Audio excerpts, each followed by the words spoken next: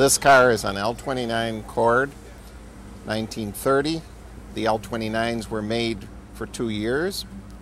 I'm guessing that there's probably maybe 60 or 70 in existence. Of Cords, there's the coffin nose, which is more recognized at a later date. But the L29, as far as looks-wise, with its small radiator and its low windshield, pure sex from top to bottom. It's absolutely the most moving car to look at. I mean, you think it's just made for the road. And, of course, it is, but it just belies its appearance slightly. They were a very good car, had great potential as far as the engine went, being a straight 8. They were great on ideal conditions, in which case then they had pretty good power. It's just that when it came to the engineering of the weight distribution, this was the problem that they ran into that they never really contemplated. First of all, turning front-wheel drive, you got to be a gorilla to live with it. You develop new muscles that you never had before, and if you hit anything with water on it and hit the brakes, the car will immediately just go into a slide almost. And if you're on dusty, dirty roads, I mean, and you turn left, the car goes straight and maybe goes left in about 25 feet. But people bought these, and the first time, of course, it rained or snowed, and they took them out of the garage, they found out that they wouldn't go anyplace. So then they had to go back buy another car, usually. We drive the car, we take it out for a spin, hopefully on a nice day. You check the weather report first. But as far as looks-wise, they really outdid themselves.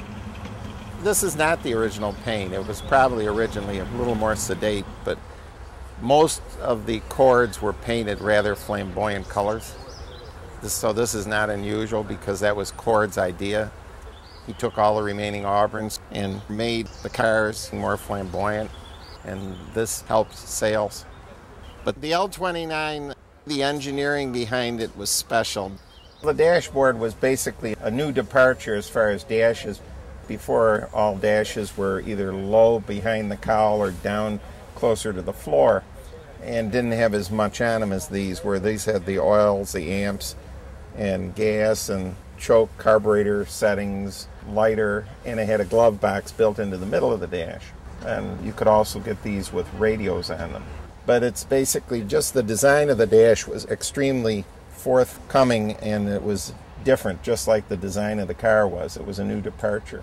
And this, coupled with the Art Deco and, of course, the shifting coming out of the middle here, made it completely different from everything that came either before or even after it. You sit very low, and the gear shift coming out of the dash is backwards from a regular shifting mechanism, so reverses in the reverse pattern as you would normally approach it. The L29 is, of course, the ACD, the Auburns, the Cords, the Duesenbergs, which I have several of.